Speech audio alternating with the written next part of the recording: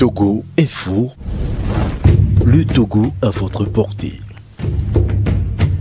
Yo, Madame Bardot Brigitte, miaweni femme leader pyramide, miado wezona mikengo, miawezolo. Yolo, monsieur le journaliste. Ni sobedo. Don ni sola. Yo, mianglobe ni so miwo miabe émission les filles ye kemitoa va céder neneye préfet de Cloto va noter mille assime. Mi a chamiji mi a trop dogo mi a bio sedenade. Buke kowe joye kaka e préfet lava non noter mi abe azonlio le asiame ni soma. Effectivement, ni so ke mjo l'émission ici ya. Ni abe doale ke mi onedo non mwe mi ponan poku. Ke mjoa mu asiame le non nubo. Leke agbe ale nodo. Leko le sanodo o le sanwa tiketi kudo to ni bio na nuosi. Ni de ponan pono parce que ni a Togo non ou le bio. Je crois la beni didi le mot jinami. Donc à Togo non ou kekem o le inclure le nou ke mi le wami. Donc à ke mjoa mu di sato non ou di la siame. Le pon poko so mi avait revendication les gars. Alors maintenant à ma grande surprise ma trop quoi. Préférant l'engbe de menan kwa le tona be ma suivre. Au portable ni la signé. Ma suivre comment? Ben nobe ma suivre. Ben nous kenye bale o la siame ma. Kweto kakama tomado akwadia sojo sokudo mbo. Yo plonso le commissariat de midi à 21h30. Yé nivelle nyayado parce que pour nyabe mu préfet be douani avec la melasime.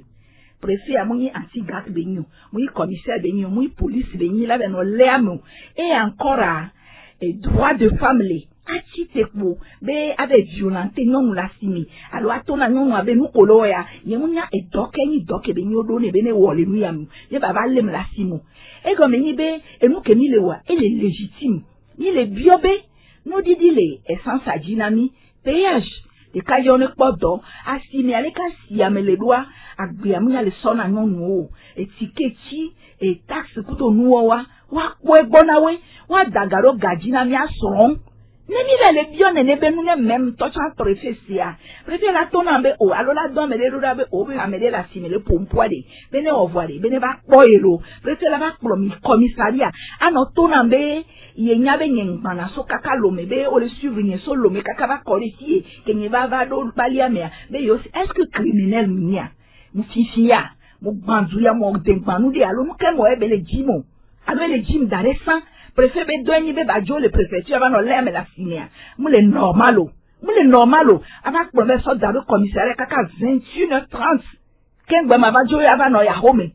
portable nyale wa gbo le fun wa o fuye me nyan ko le di o fuye me kakaka kengbe lundi e va yo ba bi obe procureur be ma va ye ba yi fi ka me mu liwa ame be sele so jare pe mu apanye do mu so jare pe mu do tukara na mu iye procureur en tocha mu do tukara na mu de po be ajisi fan pyramide de an e mu komi le bia ele le je vois ni va ni anane yo anya be mi le tu ame le voix préfet la quitte le préfecture kudo zel ava no le nyon la sinia mu le normalo mu jojina mi fan pyramide be e mu wa be ma ba joke o yen si ami mi le biobe gouvernement ne de no jinami elle est normale mi o homa do da gouvernement elle est bon elle est monsieur Fanya Singbe bon premier ministre ya be homa le bon madame Chega assemblée ya be homa le bon ye pe le stratégie ye mi le ma mu be mi ba le fond non no le révolter non no yo ne en to chan kwa ke ni ba do commissariat ye en to chan kwa homa otro don be homa ba photocopie ni e po e mu komi le bia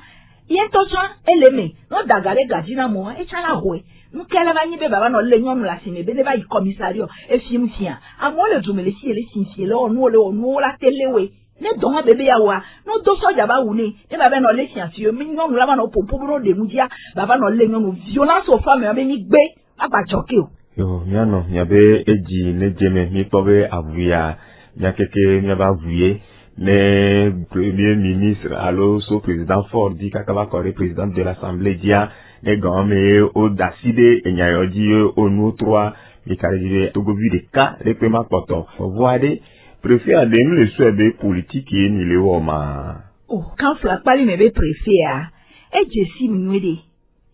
mnwede. Ye ko de mi no UFC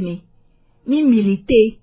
et nous commis militaire nana quand flané be opposition on ande le dumele si e ya la nye e cha na opposition me kwe ke gilba wa ko be nu wa ye o podo e quand flan ne cha pondore na nde si enyi man of fanziore wo kenya e pondele wa dole u mama dapa ba dole u mwa ke anyi préfet be quand flan ne be famille o keke voix problème lo amebuo le doya amo le kwa doku le dumele si amo le dokave non viole divide so le dangbe il y a des gens qui violent tous ça et nous on mis les baies mais à bétonner du nous doit pour et donner dans des cas aussi et donner dans sous bédi aussi quoi et doit la zone de si on va dans l'embe de quelque donc ni a femme pyramide ni trop le tona pali mais du coin le tona cloto du quoi bédé si là les trucs que meni dia ah mais si maintenant non oui bon mais ni va me donner dans ben banner la fille pour ni va me donner dans ben zone Chose molo, ahomolo, motolo, ni la pejiolo, asimole la gbangba, so wibodo. Ne amele ba bio, alo mi wa gbo be bio be nu ka mi da wibo ma, wa to ro be adole wuyo yo be situation mu nyon, so klo la ni pere yo ntilo, e nu ke mi le bio apata yi wa. Miano Bardot Brigitte, et nous kenti VGK, do ba yo mi egbele gapola be enyaya mi ni de fi ni to, ye de tebe nya ovajo. Nyachami nanya nyakakado la toko le luame to guava fia siwa oyomi ye nene ko le diaspora cha oyomi etiawa ye obiomi atavevere egbeare ni jagbona mi be leke mi to funya ya keye préfet va sodo nkumena mi ade leke mi onto mi abe moral ledo est-ce que ni laisser seria ye mi agbona mi be amesiame la nyabe Effectivement, moto voix mon tellement secoué. Yé et jibibide non mais tellement bé tension y montée. Tension y dit tellement bé ma bombe soit le bekin bébé ou on a m'dile parce que diaspora la biotani, nous qu'est-ce la biotani et nous que ni le wali nyanya mais non. Ni soit ni au débat zoom kudo le ki ni ra gbele. Mais de non,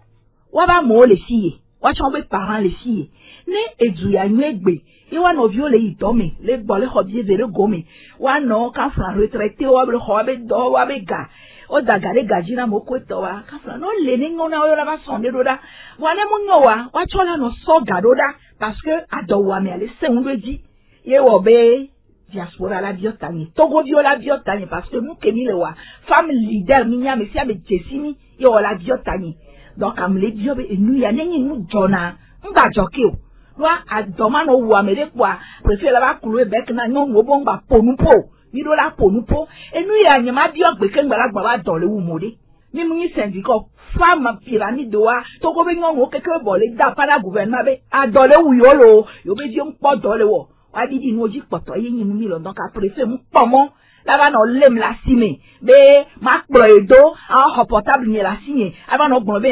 ye le suivre ni solo be si afi tom ni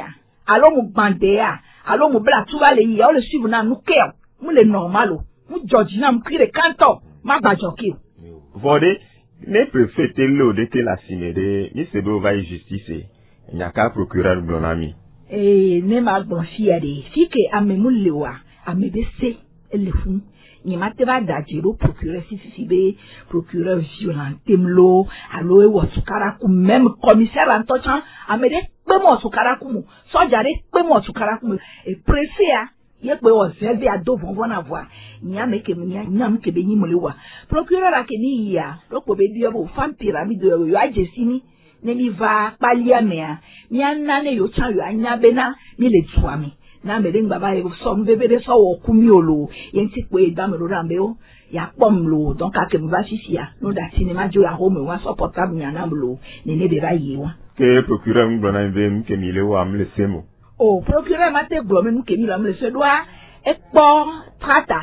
ke ni le ma e chanyabe vichere ni le plaidena e ni le jibe de biono podo adagare e gajina do to donc e nwede benyi yento chan po benyi be nous que ni le blanc nous parce que il y a blobé fichère à m'pon nous baro donc à procureur en tocha ma blobé elle ngbe ni wa lo bon ndibe magabia mi nyare to bona pali meto ami blon le wana me ni sova ibe ne ni do afide que mi na radio di mi blon na de ke be nyawo ye ne mi doa mi na asiume aba pompona nyonu e du pote o me ade o wena mi nene alo palia me aeni du tohere ke o diwe mi awo nene abio gbe ke ngba lava o rekebe mi akpe effectivement ke ni tonu ya tia ni toji so kaka aneho ni aneho ba siomi même que ni ba do aneho ba siomi soja ko no na funwa ko pomia parce que si ya nyanye mu jirado parce que ni so mu no da sio ni so na togo be drapeau ablanata karo mira dero come ke ngwa mi no na mi ba wo me ko pomia o dogbe nani lo po be fan pyramide be nu ke mi lo ma ko to mi so gbonu po be wa lazy omo otukara kumi mi di sale asiome kope wuriome so ane hose yie vogan da afile pepe ni le yasio kekeme to lo me ba sio kekeme radio lumière ane ho afanya be radio keke jesi femme pyramide yo nya be cause ke mi le plaider ya yo pate mi na so jo to chale me so jo be son le me nya be nu ya no didi ya o didi ne nya pata parce que mi o keke le bi cher ame donc a so jo mate wo tukara kumi wo préfet to enye mu se gomu donc a mi zo ba le yi mi la yi kakala ni abe no mo gbo mi kaka togo be titi na ni abe to no be de togo no nu ye na yawu yenti mi o keke ni no pupu de kame mu yibe ni egbande o ni ano da pana gouvernement ne se ni abe nkobe de ayadudu aglo aglati konami effectivement ke mi donu yi boze dia so klo la se ni abe nkoe ebe so utbe électricité abe so kemi so collège so lycée a de vioma tufu non mo be dijiji kun atra no mo en charge ko to wa be yo la so ne de mi donu yi bo ware ne de mi le da pale ponu po ware o la se ni abe nkwa ke mi mo ho ma do do nya be ma le légitime donc o mo tukaro ye préfère la chite ko la ba to tukara dia ni mu se gomi yentia emu wa mi le gbe fa pyramide be yo gbe yo tu afo me ngba joke o bo ane la gba continue ya ewa si ke mi sanye la toi ya tolo bon le mi abe préfet e pali neto Bertin Kokou Hassan on est né à ele sigebe dibe ya noté femme pyramide be azonlio parce que ya ele pelo bu e me se to chabe bu de si ya po mi aba azonlio se be ya te ikaka ejipote o mo ne ni we ayo la leni kekem e brobe ye la leni tutu gba be ye la leni e la leni ayenti e be lemdo vo ma gba tele femme pyramide parce que nous kenti ma gba tele femme pyramide a e se le togoa nenyi seba me e chando la zon seji mo e gome ni be enyi préfet yenti poa e be la chite la no nde pepe ke juro tutu ma no mo be violence a e se me be le be amerique mo violence ro da non bo a violence ro da des yeux bo nous que be on soit violence e ma te chite ma porter plainte lenti fait parce que e do tukara na gbenyi e en plus sa santé nya ni so mo no na bobo le kri le kanto wa be mi aponu po ba dole wu mi lo mi de nu oji lo mi atotogo to mi so wi bodo e no bi be nu kale jo adole wu mi nya bara be nya prefe mate ba no le mi na nu mo le normal o parce que mi se nya mi cha mi jagba be mi ajoindre mi akpara be na de condition kamo le fika o le o nga ba ni be nya gbo yo va le o no ga mi mate bla bo po ano pon ne be nu fa mi yo numero o kaka dopo portable ade o ho ya o ti ya alo un to ti alo do ati portable nke ko jo yo la te ti portable ya o mo ya portable no sisine mi cha nya nu ke le jode ke nya we do ya lo elle est normale be ni la yo numero parce que journaliste o mini journaliste be douani be no fun ende pepe ke le joli hia mia mi la ai ala bazanya mke be nyani mi la ba no gbin ne to go bi le va mi agbo pon poso e vichanti ye ni va to yo mi gba le 5 alo mi va to se bo le a mi abe do be ni be mi la gogo ne ma me ne ni abienya nu ke jori ji nu ke no le ko to mi abe do be ni yo mi abe do normalement donc anu ke wo ni te joindre moi portable nya elle préfet bon parce que est portable à la signe. Elle les voit de vendredi à lundi qu'on va remettre là. Et on va y continuer. Je préfère la garder portable. Aya mu nyanke ti be garder ro ne visha de den tienyu nyanke ti be la portable nyelo parce que ni mateba no popo be visha kwa la portable wane be yento le gym le nubu mea e la gble ma ba be va le pompo kwa e ti wa portable la sinyo de mu le normalo yemi gbe mi atogo no wo kekem kele ni fan pyramide ni twa fo me be ma gbajo préfet mu pomo la le togo nyon de pepe kele da pa be ville cher alo adole wuye alo e ba gbe ale se una ya mu pomo préfet be doa mu ikote won do kele si be la wa enye ne ba welu nya no kengbe nya dada si nya nyarika baba susumi na njema bio mizere kabe ni so mi sere nene nya tore kare chan olele luame ye leke be vaniro agbakọ fún wọn tina mi kí n gbọ́ ni a bá wù ìbọn bẹ́ẹ̀ ni àyà ojú bá lè lé àwùwọ́ la sí àmì ojú bá lè blọ̀kì àwù ìbọn bá gbà wé. Effectivement, ni sọdẹ yọ wa báyìí à ní àtọ̀ bá àhèjìrá náà wé sí ni yé o bá lè pòǹpò kó tó yàn nù ó lè fún wa le fait bó lè gbọ̀n bẹ́ẹ̀ yóò mọ̀ hó má ló dájú pé lọ́wọ́ kún wa kó tọ̀ wá sọ́jọ́ àpọ̀ṣe o yóò lè bí ọ bẹ́ẹ̀ de hó má kẹ́yẹ́ jí o bẹ́ẹ̀ yóò mọ̀ hó má ló ná gouvernement máa pọ̀ à ọmọ kplɔ sɔ yasi ɖe kpekpe tsɔ kɔ mɛ woɖo wa be biro le edzi asi amea wotrɔ kplɔ yasi wo bɛ nanyi wo pompo kudowe ní atɔ ɖe nu gɔme nɔ kpɔa ɔgbadatiwe mo nyi tɔnyia ko ba lé mi da ɖe kplɔ le xɔ portable asi nya ɔmo xɔ portable ŋutɔ tsa le wa si ame ɖe kpe xɔ be portable donc awu iboa effectivement ese be dume ni le pɛpɛpɛpɛ ye si be ɖo ko le gblẽa woatsɔ le wɔ be dɔ wo kpɔ bo le wɔ awu iboa woatsɔ la bɔ bi la xɔ se ɖe ne ye o va dɔn amekele wa wua be ne va be va ye o lɔ awɔ sɔyi gba mi kpɔ be egbea o da si le amea si mi aba wu yiboa mu nyi nuke be yi wa le da ɖe be o xɔ da ɖe be nuke mi lo amu nyo ko to donc nkani be o tsɔ se gɔme nuke ti mi le wɔ nua ɖoa mu nyi nu gbãgbã ɖe ta mi dɔn awu 84 ne miana kafla miatɔ journaliste ɖeka ɖo ko va na conférence a miatɔ nyɔnuwo le biɔ mi le asime be de o fam pyramide miatɔ mi dzo le da wɔ akpa mi ma na yewo tsa yewo ade o ma kakɔ gblɔ na mi bo ba wi bɔ mi le se ŋu akpo yewo la do ye adɔmenyotɔ ɖe etsa le diaspora eya le bene a de bene be diaspora mi agba fi ka lo dzo le kame wa yewo leke mi le wɔ nua ɖoa edzɔ dzi ne tsa ɖo etsa kpɔ be nɔviwo le fi le ɖua ya ye be dɔn tricot na mi be ame ko hia ne miame no lo yo miano Bardotte Brigitte femme leader pyramide miabato eyadia mia abio tohono tobe ne fa akono ya ko lo wa mia keke lo wa na mi gbale gbleke ke ngbe jogbon ya ba jokpo ni nyatapo nyadele nyanto miasi nyagaglo na toji no lawa nyagba so bia na mi femme pyramide ko ni femme leader o mu fonu parce que nous que Dieu doit fournir non nous y dunaya non y sona gban donc ane non le pompo egbe ane ba golo non ebe le pompo anya be noa edu aside nani ye enu ke magba gbon na togo zwa kekem alo kloto be zwa ele ni bede ni le blombe aya dudu ale sem ebliani ngate le plus ayani ngate le plus aniani ngate le plus quand fla ni agbobe ni togo to alo mi domito yo akume jona jinani nyen to chamleme muduna kume egdea eblie wajo hochi nyen ngate le plus karo me amote ogome we ni ya ni la peke ngbala dunua wo be mate no ejini no amesia me la vule ba home le tuke mi milia